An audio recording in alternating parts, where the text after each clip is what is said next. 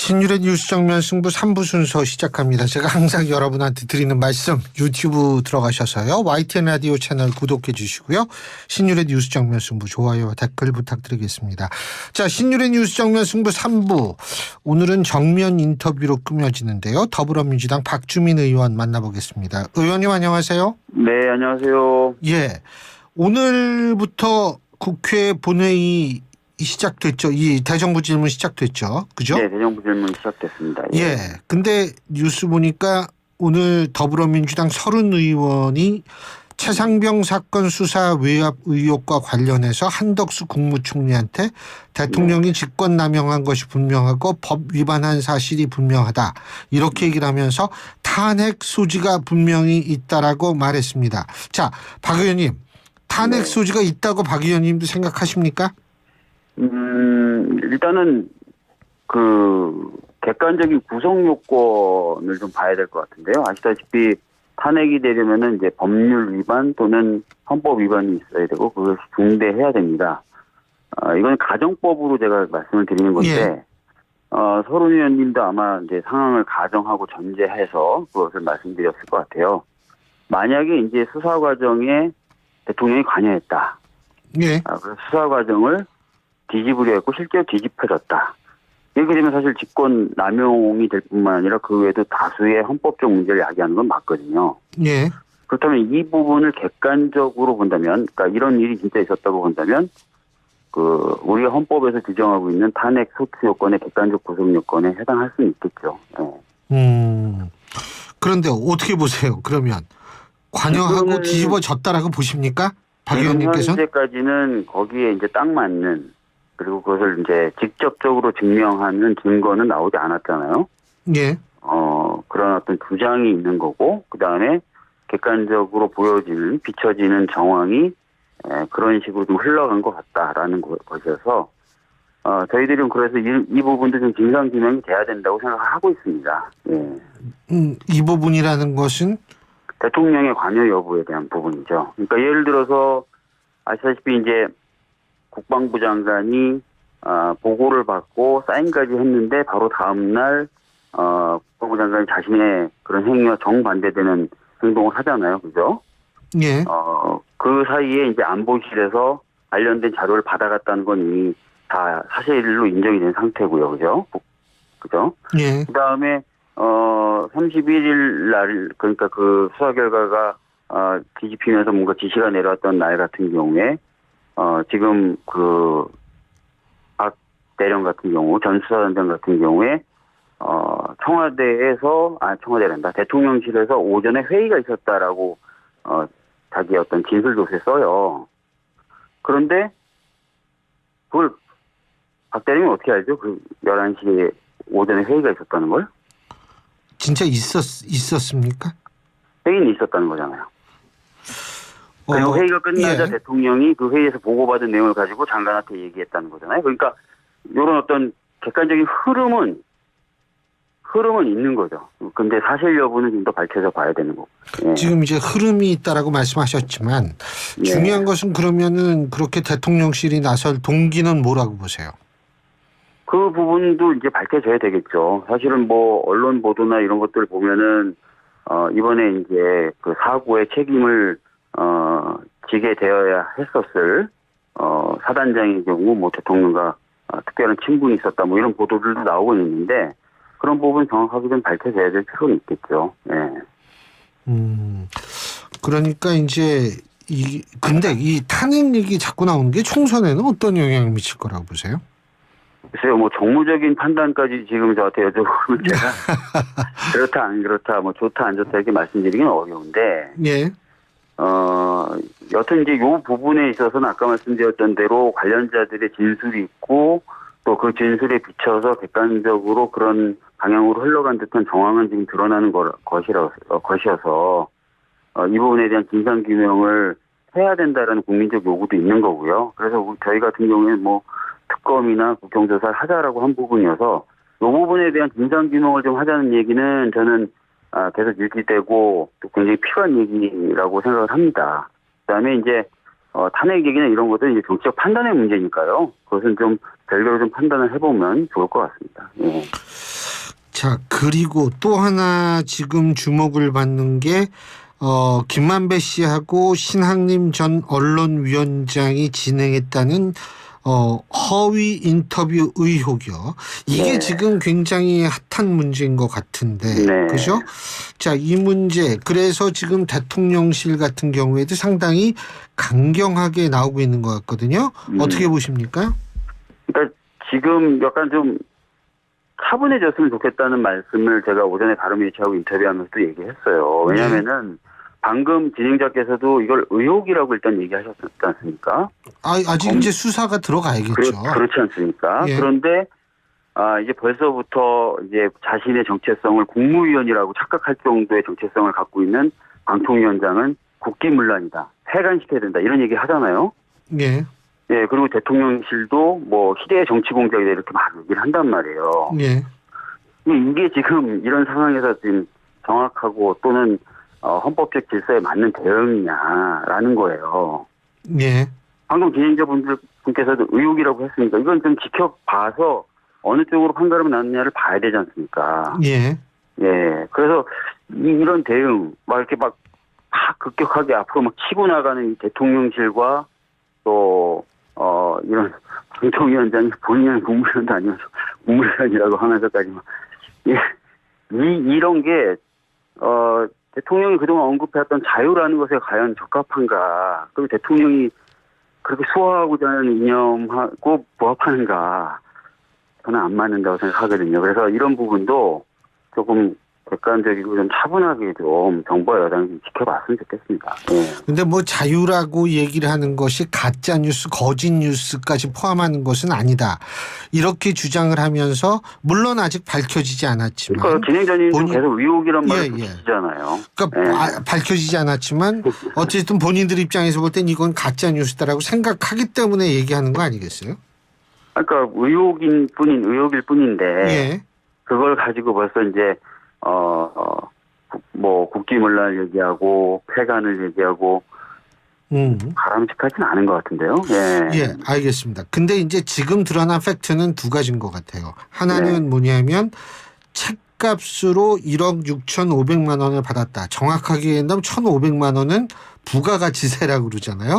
한 건당 5천만 원. 이게 팩트 하나고요. 또 다른 팩트는 뭐냐면 2021년 9월에 인터뷰를 했는데 이게 대선 3일 전에 이제 공개가 된 거죠. 근데 뉴스타파의 입장은 뭐냐면 바로 보도 전날 받았다는 거거든요. 그 인터뷰 내용을.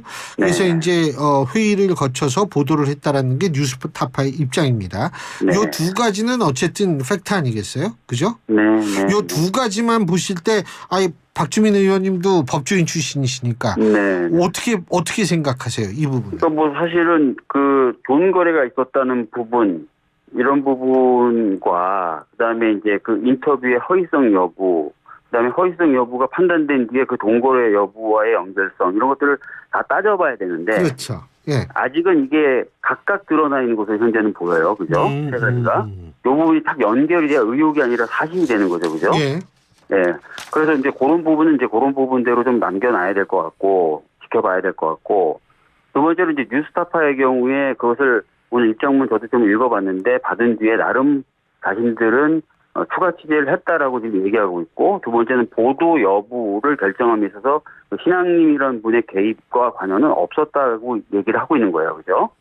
그렇기 때문에 그 부분도 또 뭔가 의도가 있었는지 이런 것들은 또 한번 그 뉴스타파 입장이 나온 이상 살펴봐야 되는 부분이 있는 거예요. 그래서 이게 뭐 완결된 진실이다. 그렇기 때문에 바로 폐간이나 국기문란 그렇죠. 그건 아니잖아요. 그래서 예, 그럼요. 그거야. 네. 근데 그 책값이 좀 비싸졌나 봐요, 요새. 그러니까 그 부분에 대해서 적절하다고 얘기할 사람은 아무도 없어요. 근데 이제 그 적절하지 않았을 경우에는 왜 그러면 적절하지 않은? 물론이죠. 그래서 그게 이제 굉장히 궁금해지는 건 사실이죠. 당연히 밝혀져야 되는 거죠. 예. 참. 그리고 이재명 대표 단식할 때 가보셨죠? 그죠? 예, 짧게 2번 방문을 했고요. 저는 이제 대정부 질문을 내일 해야 돼서 그게 끝나고 나면 저도 좀 같이 좀 좀 긴 시간 좀 있으려고 하고 있습니다. 예. 그 김진표 의장께서도 이재명 대표 단식 현장에 갔던 모양이더라고요. 네. 근데 가서 이제 여러 가지 얘기를 하면서 뭐냐면 이 민주당의 단독 처리에 대해서 좀 얘기를 한 것 같아요. 네. 그러니까 뭐냐면 이 정치라는 것은 언제나 상대적이다. 국민은 어느 한쪽이 일방적으로 잘하고 잘 못한다고 보질 않는다. 이런 얘기를 하면서 벌써 두 번이나 민주당이 본회의에서 일방적으로 법안을 통과시켰고 대통령은 거부권을 행사했다. 그런데 어쨌든 내년 4월 총선을 앞두고 민주당이 법안 단독 처리를 반복하는 것이 과연 민주당을 위해서도 옳은 것인가라는 얘기를 했거든요. 이 부분은 어떤 입장이십니까? 그 부분을 이제 아주 획일적으로 판단할 수는 없을 것 같아요. 전에도 이제 그런 말씀하시는 분들을 만나면 저는 뭐라고 말씀드리면 어떤 법안이냐, 그 다음에 그 법안을 둘러싸고 우리 당과 국민의힘이 어떤 이유로 각각 맞서고 있느냐, 그 다음에 이제 그 법이 국민들에게 가져올 편익은 어떤 거냐, 이런 것들 종합적으로 검토를 해봐야 될 것 같아요. 그래서 무조건 된다, 무조건 안 된다, 이건 아닌 것 같아요. 그래서 그런 부분을 매번 신중하게 좀 판단을 해서 움직이면 되는 것 같고요. 예. 김진표 의장님 말씀도 사실 뭐 맞는 부분이 있지만 무조건 안 된다, 이렇게 되면 그거는 사실은 오히려 국회가 식물국회가 될 수도 있어요, 경우에 따라서는. 그래서 맞는 부분도 있고 안 맞는 부분도 있다, 이렇게 말씀드리겠습니다. 그러니까 경우에 따라서는 앞으로도 단독으로 처리할 수밖에 없으면 단독으로 처리해야 한다, 이 말씀이시네요. 그렇죠? 예를 들어서 굉장히 필요한 법이에요. 근데 이제 특정 정당의 어떤 정파적 이익에 의해서 가로막히는 경우가 있어요. 그럼 어떻게 하는 게 좋아요? 근데 그 필요성이라는 것이 주관적인 필요성이라고는 생각해 보신 적이 없습니까? 그러니까 그 부분에 대한 종합적 검토를 해야 되는 거죠. 아까도 말씀드렸지만 그 법안이 어떤 내용의 법안이고 그 법안이 통과됐을 때 국민들에게 어떤 편익이 돌아가는지를 판단해야 되는 거고. 그런 거죠. 그 이재명 대표 단식은 언제까지 이어질 거라고 보세요? 글쎄요, 뭐 기간 제한 없이 시작한 거라서 뭐 언제까지다라고 제가 예측하기 굉장히 어렵고요. 어제 오늘 굉장히 좀 힘들어 하신다는 얘기까지는 제가 전해 들었습니다. 근데 뭐 당분간은 이어지겠죠. 그 당분간은 이어진다. 근데요, 지금 이재명 대표의 단식의 요구가 크게 한 3개 정도 되죠. 그렇죠? 네, 그렇습니다. 근데 뭐 개각과 뭐 이런 것도 하나 들어가고 후쿠시마 문제 하나 들어가고 그리고 훼손된 민주주의 회복 이런 게 하나에 들어가는 것 같은데, 근데 이게 일각에서 너무 추상적이다 이런 얘기도 하는데, 구체성이 떨어진다 이런 얘기도 하는데 어떻게 보십니까? 대표님은 이제 여러 가지 이제 현안이 있다 보니까 이제 크게 걸고 이제 하시는 거고요. 사실은 이제 그런 방향성 속에서 원내 지도부가 구체적인 과제들을 제시하고 이제 여당과 협상을 한다든지 이런 절차를 진행해야 되겠죠. 뭐 예를 들어서 뭐 저희들이 얘기했던 뭐 국정조사나 특검도 있을 수 있고, 아니면 예산을 둘러싸고 서민이나 민생 예산 저희가 계속 주장해 왔지 않습니까? 뭐 그런 부분이 될 수 있고, 그런 것들은 이제 구체적인 어떤 과제, 구체적인 어떤 테마 이런 것들은 원내 지도부 쪽에서 좀 정하면서 계속 이야기를 해나가는 셈이 될 겁니다. 식이 될 겁니다. 근데 사실 단식을 이제 시작을 한 상태이기 때문에 이게 저는 사실 이런 생각이 들거든요. 이게 후쿠시마 오염수 방류 반대라. 근데 이게 이미 방류를 시작한 상태 아니에요? 두 번째는 사실 얼마든지 야당 대표도 개각을 요구할 수는 있죠. 근데 그거는 결국 칼자루는 대통령이 쥔 거고, 훼손된 민주주의라고 얘기했을 때 민주주의 훼손 좀 구체적인 사례 들었으면 참 좋았을 뻔했다라는 건데 이게 너무 추상적이란 말이에요. 자, 그렇다면 출구 전략은 어떻게 마련해야 된다고 보십니까? 뭐 아시다시피 후쿠시마 오염수 같은 경우에는 방류를 지금 시작했다고 끝난 게 아니라 일본의 경우에는 최소 30년 방류한다는 거거든요. 최대한 좀 빨리 멈추게 하는 게 바다나 인간에게 이롭겠죠. 그래서 그 부분은 이제 방류를 했다고 해서 끝난 문제는 아니고, 또 저희가 누차 주장한 것처럼 정부가 일본을 상대로 할 수 있는 수단이 없는 것도 아니거든요. 그래서 그 부분은 좀 그렇게 봐주시면 좋을 것 같고, 그 다음에 이제 국정 쇄신이라든지 이런 부분에 있어서는 사실은 이제 여야가 본격적으로 대화를 한다거나, 또 우리 당에서 계속 얘기해왔던 여러 가지 어떤 채널의 어떤 복원 이런 것들을 통해서 만들어져 나갈 수도 있고, 또는 대통령이 최근에 보면은 너무 이제 이념을 내세우고 이러다 보니까 지지율도 계속 떨어지고 여당 내에서도 지금 비판이 나오지 않습니까? 그러니까 그런 부분을 좀 받아들이면서 약간 분위기나 방향을 전환하고 이런 것들 통해서 좀 저는 이제 받아들여질 수 있다고 생각합니다. 그리고 나머지 어떤 그런 구체적인 과제들은 아까 말씀드렸던 대로 결국은 원내에서 어떤 것들을 챙길 것이냐 이런 것들이 좀 정해지면서 여야 간의 대화가 이루어지고 하지 않을까 싶습니다. 그리고 단식의 파생 효과에 대해서 제가 잠깐만 여쭤볼 텐데 네. 단식의 파생 효과 다시 말해서 지금 단식을 하고 있는데 그죠? 네. 이런 상황에서 이재명 대표를 둘러싼 사법 리스크는 어떻게 전개될 거라고 보십니까? 뭐 저희가 몇 번 말씀드렸던 것처럼 아니 이재명 대표가 단식한다고 해서 검찰이 수사 안 할 것도 아니고 소환 안 할 것도 아니잖아요. 예. 뭐 그건 뭐 저희 다 당연히 아는 거고 애초에 기대도 안 하는 거라서 그런 분야 부분을 저희들이 생각하고 하는 게 아니다라는 예. 말씀 좀 다시 한번 드리고요. 예. 그건 그것대로 가는 거죠, 뭐. 예. 근데 아까 제가 출구 전략 여쭤봤는데 그러니까 네. 출구 전략이라는 게 이러이러한 거 아까 말씀하신 게 전부 이루어지기는 불가능할 것 같은데 그럼 어떻게 해요? 그러니까 그런 부분은 이제 구체적으로 이제 앞으로 만들어지겠죠. 뭐 지도부가 이제 아까 말씀드렸던 것처럼 큰 틀에서의 어떤 그 과제와 또 원내에서 풀어야 될 구체적 과제를 정하고 그런 것들을 차분하게 대화하면서 추진해 나가는 과정이 있을 겁니다. 그게 있어야 이제 사실은 단식 자체가 의미가 있게 되는 거 아닙니까? 그럼 여야 간의 접촉이 있어야 한다는 말씀이신데 그죠? 결국은 이제 있게 돼야 되는 거고요. 현재 어차피 뭐 예산이라든지 이런 것들 두고 대화가 있을 수밖에 없습니다. 그래서 그런 과정을 통해서 아마 그런 것들이 구현되지 않을까 싶습니다. 예. 야당 대표가 아니라 여당 대표가 아직은 저 단식 농성장에 안 갔는데 올 거라고 네. 보세요?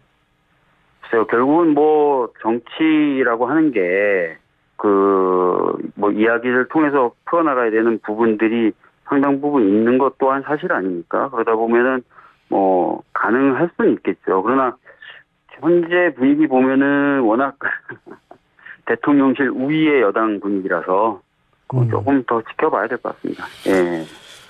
예, 잘 알겠습니다. 예, 오늘 말씀 여기까지 듣겠습니다. 고맙습니다. 예, 감사합니다. 예, 지금까지 더불어민주당 박주민 의원이었습니다.